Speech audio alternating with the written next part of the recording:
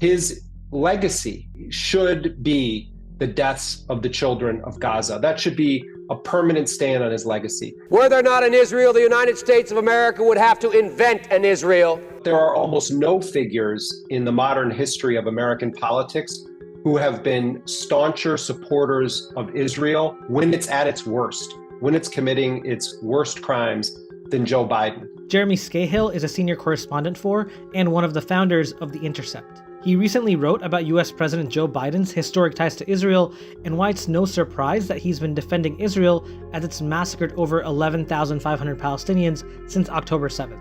Israel launches this scorched earth campaign. 1 in 200 Gazans have been killed.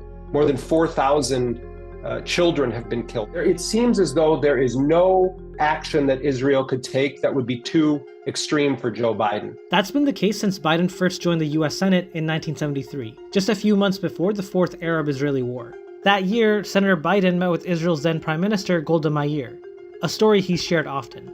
She sat there, chain smoking, and reading letters from the front. She could tell I was visibly moved by this. Joe Biden said that was a very consequential meeting for him. And when you review Joe Biden's career, when Israel is being accused of killing civilians, when Israel is committing war crimes, Joe Biden sort of serves as the American defender of Israel's conduct. In 1982, Israeli Prime Minister Menachem Begin visited the US to meet with senators after Israel had invaded Lebanon and started a campaign that killed thousands of civilians. And many of the senators in that meeting are grilling Menachem Begin about the rising civilian death toll in Lebanon. But according to Menachem Begin, this young senator rises up and actually says that it's acceptable to kill women and children, and that if his country was facing the threats like Israel is from Lebanon, that he would do this also. And Menachem Begin, you should understand, himself is a notorious war criminal. Begin had led the Irgun, a right-wing Zionist militia whose men had massacred more than 100 Palestinian civilians at Deir Yassin in 1948, part of a campaign of violent ethnic cleansing. So Menachem Begin himself is shocked at the comments from this young senator, and that senator was Joe Biden. There's no apology to be made. None. It is the best $3 billion investment we make.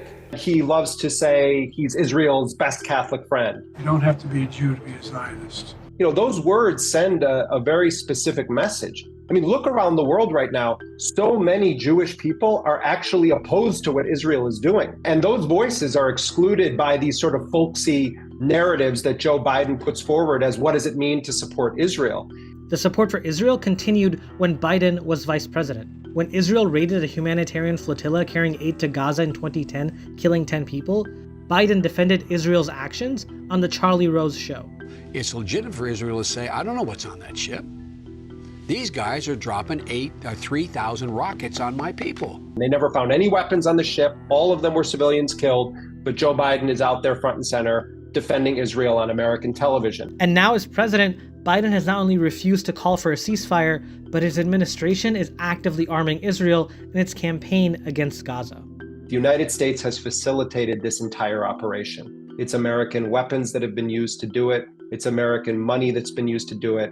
And most importantly, it's the political support from the highest office in the most powerful nation on earth that made this possible. No one should ever forget that.